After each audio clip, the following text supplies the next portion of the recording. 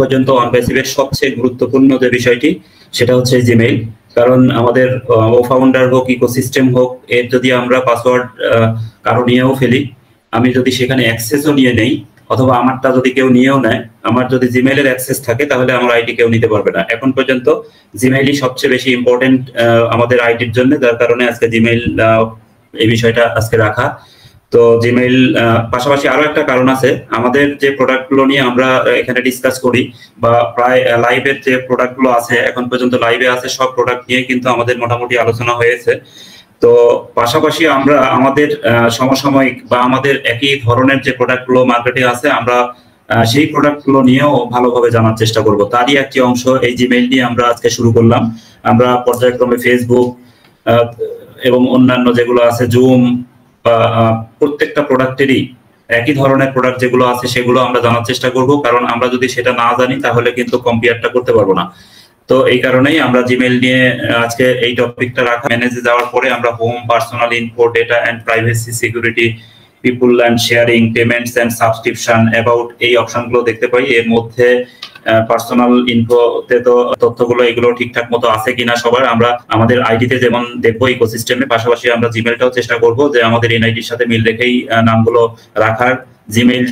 জিমেইলে mobile নাম্বারগুলো নিজেরটাই রাখার চেষ্টা করব, অন্য কারো যদি থেকেও থাকে, অনেক সময় অন্য জিমেইল খুলে দেয় তার নাম্বারটাই থেকে যায়, সেই ক্ষেত্রে অবশ্যই নিজের নাম্বারটা করে নিব।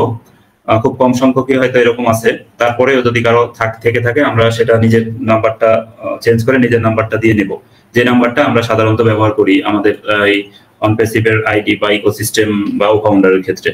এখানে সিকিউরিটি পার্টের সবচেয়ে ইম্পর্টেন্ট যে বিষয়টা সেটা হচ্ছে টু স্টেপ ভেরিফিকেশন। এটা আমরা প্রায় সকলেই এখন জানি। টু স্টেপ ভেরিফিকেশন এটা আসলে দুই ধাপে ভেরিফিকেশন করা হয়। এক হচ্ছে যে একটা নোটিফিকেশন যাবে যে ফোনে টু স্টেপ ভেরিফিকেশন করা থাকে, সেখানে ইয়েস যদি আমি না করি তাহলে কেউই ঢুকতে পারবে না ওই জিমেইলে। অন্য ডিভাইস, অর্থাৎ যে আমার ডিভাইস ছাড়া অন্য যে কোনো ডিভাইস দিয়েই যদি কেউ এই জিমেইলে লগ ইন করতে চায় তাহলে একটা নোটিফিকেশন যাবে যেখানে ইয়েস আর নো করতে হবে, এই একটা ধাপ। এবং দ্বিতীয় ধাপে 2 সংখ্যার একটা কোড দিতে হবে। শুধু ইয়েস করে কোড যদি না দেই তাও আমরা ঢুকতে পারবো না। এই কারণে এটারে টু স্টেপ ভেরিফিকেশন বলা হয়। তো এই টু স্টেপ ভেরিফিকেশন অবশ্যই আমরা সবাই করে নিব। পাশাপাশি অল্টারনেটিভ জিমেইল একটা সেট করা যায় এবং অল্টারনেটিভ মোবাইল নাম্বার, এই মোবাইল নাম্বার এবং জিমেইলটাও সেট করে রাখবো, কারণ অনেক সময় যদি আমরা পাসওয়ার্ড ভুলে যাই সেক্ষেত্রে কিন্তু এটা অবশ্যই লাগবে। এবং পাশাপাশি দেখতে হবে যে কয়টা ডিভাইসে এটা লগ ইন করা আছে। যদি আমার ডিভাইস ছাড়া অন্য কোনো ডিভাইসে লগ ইন করা থাকে, এখান থেকে চেক করে আমরা সেটা সাইন আউট দিয়ে দেবো, তাহলে ওই ডিভাইস থেকে সাইন আউট হয়ে যাবে এবং ওই ডিভাইস থেকে আর অ্যাক্সেস থাকবে না। তো এটা খুবই গুরুত্বপূর্ণ একটি বিষয়। জিমেইল আমাদের এখন পর্যন্ত খুবই গুরুত্বপূর্ণ। আমাদের আইডি সেভ রাখতে চাইলে অবশ্যই জিমেইলটা সুরক্ষিত রাখতে হবে এবং জিমেইলের সকল ডেটা আমরা চেষ্টা করব যে আমাদের আইডিতে বা এনআইডিতে যেভাবে নাম আছে ঠিক একইভাবে এখানে নাম বা স্পেলিং গুলো রাখার, এবং এখানে অ্যাড্রেস বা অল্টারনেটিভ এগুলো সব নিজেদের গুলো রাখার চেষ্টা করছি। জিমেইলের সুবিধা। জিমেইল কাকে বলে? জিমেইল হলো একটা ওয়েবসাইট ভিত্তিক ইমেইল সার্ভিস, ইলেকট্রনিক মেইল, যেটা মানে হচ্ছে মেসেজ দেওয়া বা নেওয়াকে আমরা বুঝে থাকি। এটা গুগল মেইল নামেও পরিচিত। জিমেইলের মূল আবিষ্কারক হলেন পল বুশেইট, ডান দিকের ছবিতে দেখতে পাচ্ছেন। তিনি সর্বপ্রথম এই ওয়েব বেসড ইমেইলের বিষয়টা প্রথম আবিষ্কার করেন বা ধারণা দেন। জিমেইলের সিস্টেমটা তিনি আবিষ্কার করেন, যেটা 2001 সালে শুরু হয়। তারপর বিটা টেস্টিং 2004 সালে হয়। বিটা টেস্টিং বলতে যে নর্মাল, এটা পাবলিকের জন্য উন্মুক্ত নয়, কিন্তু গুগলের সবাই ব্যবহার করতে পারতো, মানে ট্রায়াল ভার্সন। তারপর এটা পাবলিকের জন্য ফ্রি সার্ভিস দেওয়া শুরু হলো 2007 সাল থেকে। প্রথমে 1 জিবি স্টোরেজ থাকলেও বর্তমানে এটা 15 জিবি স্টোরেজ দিয়ে থাকে, যেটা আমরা গুগল ড্রাইভে হিসেবে চিনি। বাম দিকের ছবিতে আমরা যাকে দেখতে পাচ্ছি তিনি হলেন গুগলের একজন সহ প্রতিষ্ঠাতা ল্যারি পেজ বা প্রথম সিইও। বর্তমানে এই জিমেইলের ব্যবহারকারীর সংখ্যা 1.2 বিলিয়ন। জিমেইলের সিস্টেমের উপর ভিত্তি করে এখন নতুন নিউ মেসেজিং সিস্টেম হলো একটা ওমেইল, যেটা অনপ্যাসিভেরই একটি মেসেজিং প্রোডাক্ট, যেমনটা গুগলের একটা প্রোডাক্ট হলো জিমেইল। ওমেইল এটা সরাসরি সবচেয়ে নতুন এবং সবচেয়ে সবচেয়ে শক্তিশালী একটি মেইলিং সিস্টেম, মেসেজিং সিস্টেমে একটা নতুন ডাইমেনশন, নতুন একটি মাত্রা সংযুক্ত করেছে। জিমেইলের ইন্টারফেসটা এখানে ওপেন হয়ে যাবে। এখানে সার্চ দিয়ে আমি আমার প্রয়োজন মতো একটা মেসেজ খুঁজে বের করবো। লেভেল কি হবে, এখানে send. Manage your Google account, এটা হচ্ছে হোম। এখানে পার্সোনাল ইনফরমেশন, নাম, পরিচয় থেকে শুরু করে সবকিছু, আপনি কোন কোন ওয়েবসাইটে বা কোন কোন সফটওয়্যারে সাইন ইন করেছেন, সবকিছু দেখাবে। যদি কেউ এখানে ওই জিমেইলে লগ ইন করে বা সাইন ইন করে, তাহলে এইটা সিকিউরিটি অ্যাক্টিভিটিতে এসে শো করবে যে এটা আপনি করেছেন নাকি অন্য কেউ করেছে, আপনি কোন কোন ওয়েবসাইটে বা কোন কোন সফটওয়্যারে সাইন ইন করেছেন, সবকিছু দেখাবে। ডেটা এন্ড প্রাইভেসি, আপনি যা কিছু আপনার অ্যাক্টিভিটি, আপনার জিমেইলের ভিতরের অ্যাক্টিভিটি বা জিমেইল আপনি যা কিছু করছেন সবটাই ডেটা হিসেবে থাকবে। ওয়েবসাইট বা সফটওয়্যার এর ভিতরে যা কিছু কাজ করেছেন এখানে জমা থাকবে। তারপর একটা গুরুত্বপূর্ণ অংশ হচ্ছে সিকিউরিটি। এই সিকিউরিটি যদি কারো এখানে খারাপ থাকে বা পাসওয়ার্ড দুর্বল থাকে, লাল ক্রস চিহ্ন দেখাবে। এখানে লাল যদি ক্রস চিহ্ন দেখায় তাহলে আপনাকে অবশ্যই এখানে দেখাবে যে your account is not protected. আমার যেহেতু এটা প্রোটেকশন করা আছে তাই এটা প্রোটেক্টেড দেখানো হচ্ছে।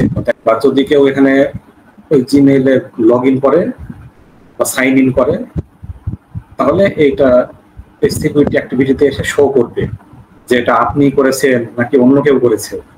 এইটাই গুরুত্বপূর্ণ অংশটা হলো টু স্টেপ ভেরিফিকেশন।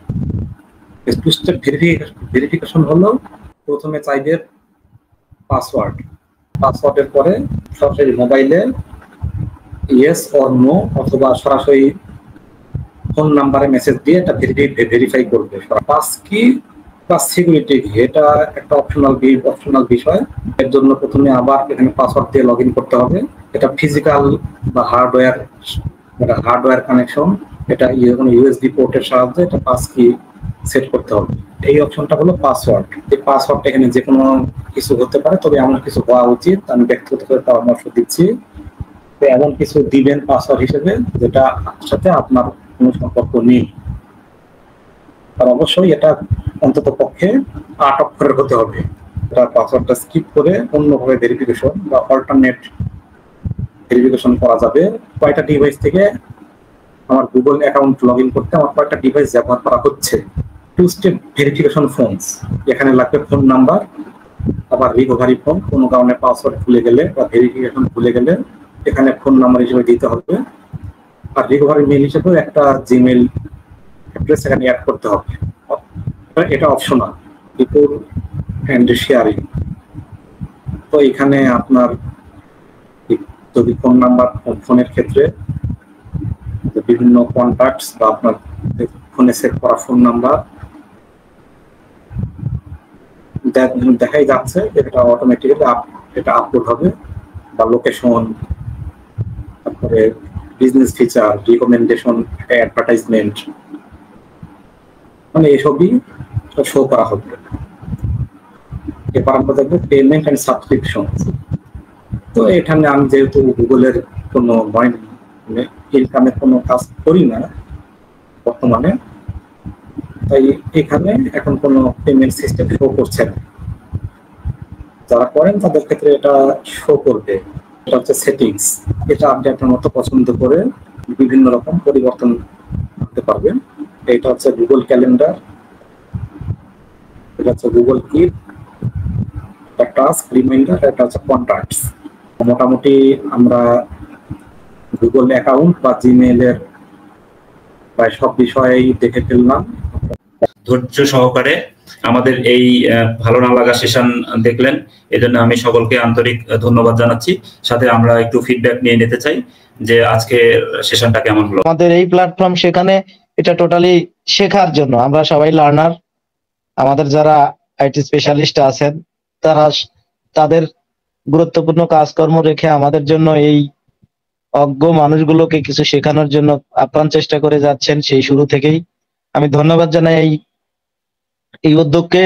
আমরা চাই যে এই উদ্যোগটা আরো চলমান থাকুক, আমরা আমাদের অজানাকে আরো জানায় পরিণত করতে পারি। এই আশাবাদ ব্যক্ত করি।